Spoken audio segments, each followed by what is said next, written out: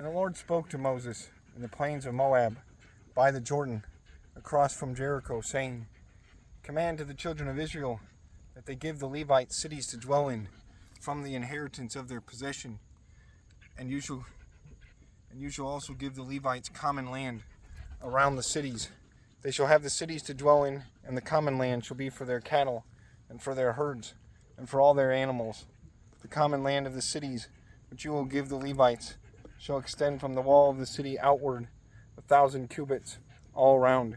You shall measure outward outside the city on the east side 2,000 cubits, on the south side 2,000 cubits, on the west side 2,000 cubits, and on the north side 2,000 cubits. The city shall be in the middle. This shall belong to them as common land for the cities.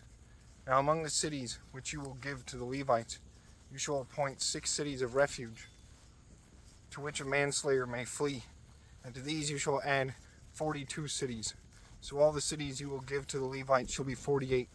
These you shall give to their common land, and the cities which you will give shall be from the possession of the children of Israel. From the larger tribe you shall give many, from the smaller you shall give few. Each shall give some of its cities to the Levites, in proportion to the inheritance that each receives. Then the Lord spoke to Moses, saying, Speak to the children of Israel, and say to them, When you cross the Jordan into the land of Canaan, then you shall appoint cities to be cities of refuge for you, that the manslayer who kills any person accidentally may flee there. They shall be cities of refuge for you from the avenger, that the manslayer may not die until he stands before the congregation in judgment. And of the cities which you give, you shall have 6 cities of refuge. You shall appoint 3 cities on this side of the Jordan, and 3 cities you shall appoint in the land of Canaan, which will be cities of refuge. These 6 cities shall be refuge for the children of Israel, for the stranger, and for the sojourner among them, that anyone who kills a person accidentally may flee there. But if he strikes him with an iron implement, so that he dies, he is a murderer, and shall surely be this murderer shall surely be put to death. And if he strikes him with a stone in the hand, by which one could die, he does die, he is a murderer. The murderer shall surely be put to death. Or if he strikes him with a wooden hand weapon, by which one could die, and he does die, he is a murderer. The murderer shall surely be put to death. The avenger of blood himself shall put the murderer to death when he meets him, and he shall put him to death.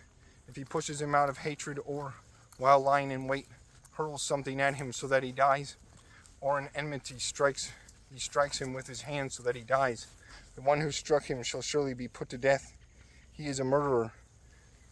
The avenger of blood shall put the murderer to death when he meets him.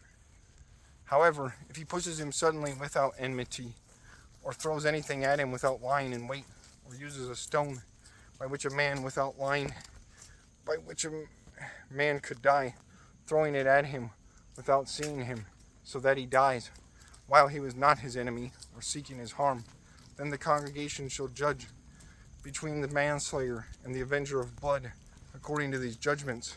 So the congregation shall deliver the manslayer from the hand of the avenger of blood, and the congregation shall return to the city of refuge where he had fled, and he shall remain there until the death of the high priest, who was anointed with the holy oil. But if the manslayer at any time goes outside the limits of the city of refuge where he fled, and the avenger of blood finds him outside the limits of the city of refuge, and the avenger of blood kills the manslayer, he shall not be guilty of blood, because he should have remained in his city of refuge until the death of the high priest. But after the death of the high priest, the manslayer may return to the land of his possession. And these things shall be a statute of judgment to you throughout your generations, in all your dwellings. Whoever kills a person, the murderer shall be put to death on the testimony of witnesses. But one witness is not sufficient testimony against a person.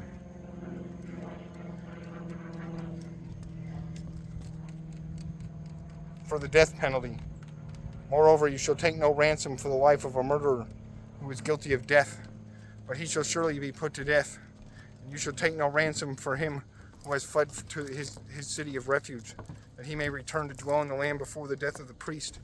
So you shall not pollute the land where you are, for blood defiles the land, and no atonement can be made for the land, for the blood that is shed on it, except by the blood of him who shed it.